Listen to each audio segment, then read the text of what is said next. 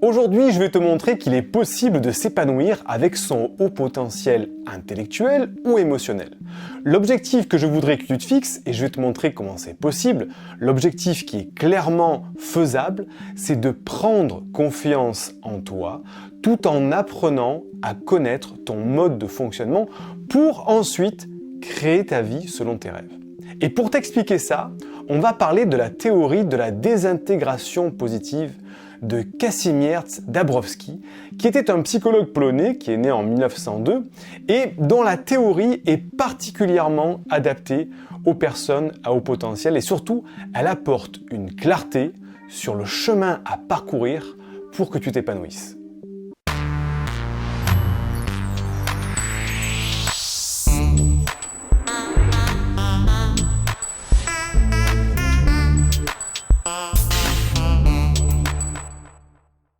Bonjour, je suis Siegfried C, neurothérapeute spécialisé dans les personnes à haut potentiel. J'aide les personnes à haut potentiel intellectuel ou émotionnel à canaliser leur surefficience pour soulager leur mal-être et qu'ils s'épanouissent avec leur douance. Comme ça, si tu me découvres avec cette vidéo, tu sais un petit peu qui je suis. Avant de commencer, tu peux récupérer une première formation gratuite, elle est en description. Il te suffit simplement de me dire à quelle adresse te l'envoyer et tu recevras cette formation pour apprendre à canaliser tes pensées envahissantes. Alors attention, par rapport à ce que je t'ai promis au début de la vidéo, il y a une limite. C'est pas pour tout le monde. Il faut être une personne HPI ou HPE, mais il faut que tu cumules plusieurs caractéristiques pour arriver à utiliser la théorie de Dabrowski. Alors on va en parler un petit peu en détail après, mais c'est fait pour les personnes à haut potentiel qui ont ce que Dabrowski appelle le potentiel de développement adéquat, le bon terreau fertile, ce qui signifie que tous les hauts potentiels ont la capacité technique de s'épanouir, mais que pas tous ne vont y arriver. Et c'est ce que je vais t'expliquer. Alors toi, peut-être qu'aujourd'hui, tu es angoissé de ne pas trouver la force d'avancer, la motivation de faire des choses nouvelles, tu sens que tu es peut-être dans une crise existentielle, tu as peut-être peur pour ta santé mentale, tu reconnais peut-être en toi certaines névroses, et tu es frustré de ne pas avoir la vie que tu devrais avoir. Et ça te met en colère parfois de voir que tu stagnes depuis des années à cause de blocages dans ta vie qui viennent souvent parfois de ton passé. Et si vraiment tu as tous ces problèmes-là, ce dont tu as vraiment besoin, et tu le sais certainement, c'est un plan qui te montre le chemin des étapes que tu vas devoir passer pour arriver enfin à t'épanouir dans ta vie privée, professionnelle ou sentimentale. Et ça va te permettre de comprendre que tu es normal et que ces névroses que tu subis peut-être aujourd'hui sont bénéfiques pour toi. C'est tout le principe de la théorie de la désintégration positive de Dabrowski. Donc, c'est quoi la grande idée de Dabrowski? C'est ce que je vais t'expliquer. La théorie de la désintégration positive s'adresse en particulier aux surefficients. La désintégration positive dit que nous nous construisons à partir de notre environnement, de notre histoire, nos parcours, de nos expériences, et que tous ces facteurs cumulés font de nous ce que nous sommes.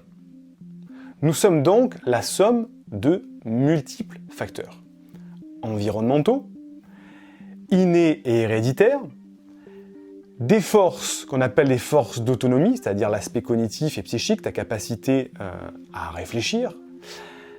Cette théorie de désintégration positive décrit un processus de développement de la personnalité en 5 étapes dont chacune a pour but de te faire progresser vers ta personnalité idéale, celle qui va te permettre de t'épanouir pleinement.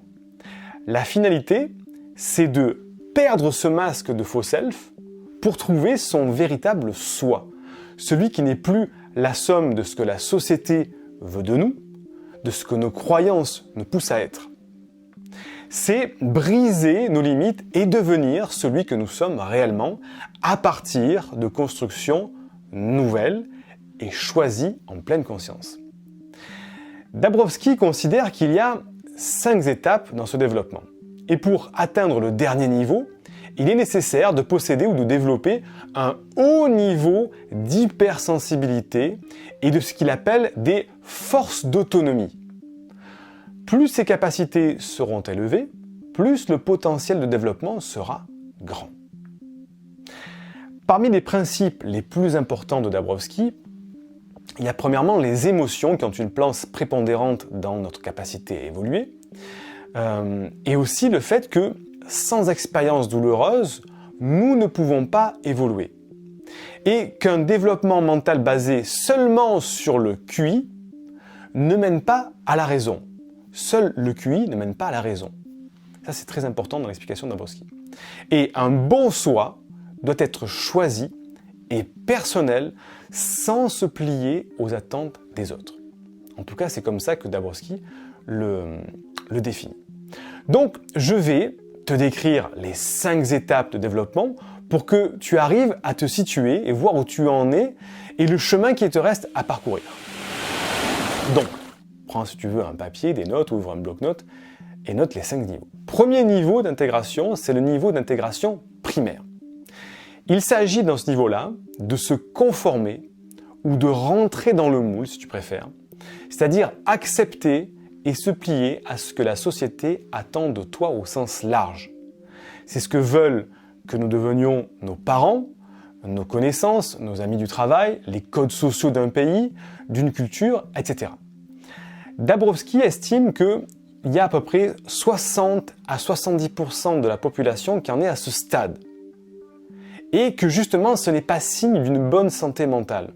Pour Dabrowski, une bonne santé mentale devrait amener la personne à ne pas accepter ça, pas accepter cette conformité, et donc à refuser d'être ce qu'on attend d'être. La deuxième phase, c'est la phase de désintégration à niveau unique. À ce niveau-là, tu ressens un mal-être, des conflits intérieurs qui peuvent te soumettre à des crises d'anxiété, des crises de peur, avec parfois des symptômes physiques somatisés. À ce stade-là, en général, tu te sens perdu. Et là, à ce moment-là, il y a 3 possibilités qui s'offrent à toi. Premièrement, retourner au stade 1 de l'intégration primaire, donc tu reviens en arrière. Deuxième choix, stagner au stade 2, qui mènera sûrement à la dépression, au développement de psychose, voire dans certains cas extrêmes, au suicide. Ou, troisième cas, passer au stade 3 afin de prendre conscience des autres niveaux plus élevés dans lesquels tu peux aller. Ça, c'était la deuxième phase. Troisième phase, la phase de désintégration spontanée à niveau multiple. Ce stade te permet de prendre conscience des différences existantes entre tes comportements, tes pensées et tes émotions. Tu vas apprendre à distinguer ton système de valeurs et le défi sera de hiérarchiser ces valeurs afin de construire ton soi idéal. On prend conscience de ce que nous sommes et on pose les bases de ce que nous souhaiterions être. C'est une étape où l'émotivité très forte peut nous submerger, ce qui nous force aussi, justement, à les maîtriser et à mieux se contrôler. Donc il y a une double force qui se met en place. Dabrowski explique que le haut potentiel, la personne à haut potentiel, possède à ce niveau ce qu'il appelle des dynamismes qui vont lui permettre d'avancer vers le niveau suivant. Parmi ces dynamismes, on va trouver le mécontentement, l'inquiétude envers soi-même, se sentir mal adapté à l'environnement, développer des forces d'autonomie. Donc si toi aujourd'hui, tu sens que tu as un certain mécontentement de ta situation, que tu as une inquiétude envers toi-même, que tu te sens mal adapté à l'environnement extérieur, ou que tu es en train de développer tes forces d'autonomie, c'est-à-dire te rendre autonome dans tes décisions, eh bien tu te situes peut-être à ce 3e niveau. 4e niveau, c'est ce qu'il appelle la phase organisée de désintégration à niveau multiple. Bon, c'est un petit peu barbare, mais c'est comme ça. Cette étape, c'est la mise en pratique de tes prises de conscience du stade 3. C'est-à-dire qu'au 3e stade, tu as beaucoup de prises de conscience, et au stade 4, tu le mets en pratique. Tu vas organiser et tu vas transformer tout ce qui t'empêche d'aller à la réalisation de ton idéal. Tu deviens l'observateur et l'observé, ce qu'on appelle de la métacognition. Tu arrives à prendre du recul, te voir un petit peu plus de l'extérieur, de plus haut, ce qui te permet d'avoir une vision claire de la personnalité idéale vers laquelle tu veux aller. Et à ce niveau-là, tu as moins d'émotions négatives et tu arrives beaucoup mieux à les contrôler. 5e niveau d'intégration, c'est ce qu'il appelle le niveau d'intégration secondaire, c'est-à-dire le 5e et dernier niveau, c'est le plus haut niveau d'intégration. À ce niveau-là, tu sais qui tu es, tu sais ce que tu veux et tu sais où tu vas. Tu as atteint un haut niveau de compréhension de toi-même. Tu comprends que tu n'as jamais fini d'apprendre. Ce niveau 5 est le plus, entre guillemets, difficile à atteindre et très peu de personnes atteignent ce niveau 5 d'intégration. Et sur ce chemin de la conscience de soi ou de la vie en pleine conscience, ça peut justement répondre à cette fameuse quête de soi qu'ont la majorité des hauts potentiels. C'est ce fameux niveau 5 sur lequel on a tant de désir d'arriver. Pour arriver à traverser ces 5 niveaux, Dabrowski ouvre une porte très intéressante pour soulager certains hauts potentiels qui souffrent de névroses que certains pourraient qualifier d'anormales ou de maladives. Il en ressort que les personnalités dotées d'un intellect supérieur à la moyenne, munies de capacités artistiques et d'un grand nombre de symptômes que certains qualifieraient de névrotiques, comme l'anxiété, les compulsions, les psychosomatisations, eh bien ce sont les seules personnes à vivre les événements avec une intensité assez élevée pour les faire avancer vers un stade supérieur. Donc cette caractéristique du potentiel de développement, c'est la présence d'hyper-excitabilité psychique. Et ces hyper-excitabilités sont de 5 formes: intellectuelle, émotionnelle, imaginative, sensorielle et psychomotrice. Ces hyper-excitabilités désignent une sensibilité plus élevée aux stimuli, et une personne qui a des hyper-excitabilités expérimente la réalité de façon plus intense. Et ça, on sait très bien qu'on le retrouve chez tous les hauts potentiels intellectuels et émotionnels. Cette hyper-excitabilité et cette sensation de vivre plus, de vivre trop. La conclusion, c'est que la nervosité et les psychonévroses sont des phénomènes normaux de développement chez les hauts potentiels intellectuels et émotionnels. Je le répète, la conclusion, c'est que la nervosité et les psychonévroses sont des phénomènes normaux de développement chez les HPE et chez l'HPI. C'est très important de prendre en compte que justement ces problèmes-là, ces névroses que tu rencontres peut-être aujourd'hui, c'est parce que tu es en train de gravir des stades de développement. Et justement, si tu n'avais pas ces névroses ou ces nervosités, eh bien tu n'aurais pas ce moteur qui te fait avancer au stade supérieur. Donc, maintenant je te pose la question, à quel niveau tu te situes sur les 5 niveaux? Premier niveau, c'est l'intégration primaire, c'est être ce que les autres veulent qu'on soit. Deuxième niveau, c'est la désintégration unilatérale. Elle se produit pendant une crise de développement, la puberté, la ménopause, etc. ou face à une difficulté externe, stressante, ou encore face à des conditions psychologiques particulières, comme la nervosité, être nerveux. Troisième stade, c'est la désintégration stratifiée spontanée. C'est le début du développement émotionnel beaucoup plus profond. On ne cherche plus ce que les autres veulent de nous, mais on cherche celui qu'on devrait être. Le quatrième niveau, c'est la désintégration stratifiée organisée. Là, tu apprends à t'orienter tout seul, tu deviens autonome.